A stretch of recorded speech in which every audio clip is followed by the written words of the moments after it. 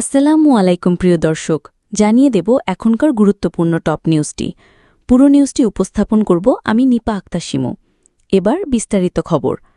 প্রতি বছরের মতো এই বছরও সেপ্টেম্বর মাসে নতুন পণ্যের ঘোষণা দিতে যাচ্ছে প্রযুক্তি নির্মাতা প্রতিষ্ঠান অ্যাপল। আগামীকাল মঙ্গলবার যুক্তরাষ্ট্রের ক্যালিফোর্নিয়ার কুপারটিনোতে অবস্থিত অ্যাপল পার্কে এই আয়োজন অনুষ্ঠিত হবে।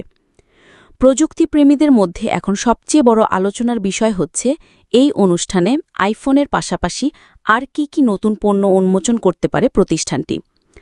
বাজার বিশ্লেষকদের ধারণা, এবারের আয়োজনে নতুন মডেলের আইফোন ছাড়াও আসতে পারে অ্যাপল ওয়াচ সিরিজ 11 এবং আল্ট্রা 3।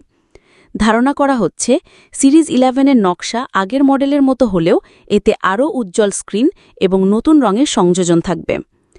বাজেট বান্ধব অ্যাপল ওয়াচ এসিতেও বড় পর্দা এবং দ্রুতগতির চিপ যুক্ত হতে পারে। আর আল্ট্রা 3 মডেলে থাকতে পারে বড় আকারের ডিসপ্লে, উন্নত মডেম, 5G রেড ক্যাপ প্রযুক্তি এবং স্যাটেলাইট সংযোগ ব্যবহার করে জরুরি কল করার সুবিধা। একই সঙ্গে উন্মোচিত হতে পারে এয়ারপডস প্রো 3।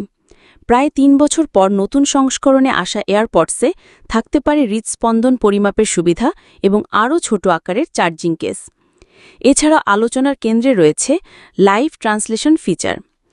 iOS 16 এবং iPadOS 16-র ওপর নির্ভর করে এই নতুন সুবিধার মাধ্যমে ব্যবহারকারীরা সরাসরি এয়ারপডস ব্যবহার করেই অন্য ভাষাভাষীর সঙ্গে তাৎক্ষণিক কথোপকথন করতে পারবেন।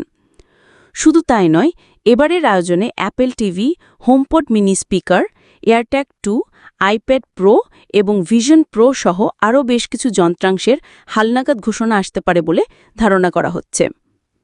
প্রিয় দর্শক, এই ছিল এখনকার গুরুত্বপূর্ণ নিউজ। আরও গুরুত্বপূর্ণ নিউজ নিয়ে ফিরছি কিছুক্ষণের মধ্যে। নিউজগুলো সবার আগে দেখার জন্য এই চ্যানেলটি সাবস্ক্রাইব করতে ভুলবেন না। ধন্যবাদ।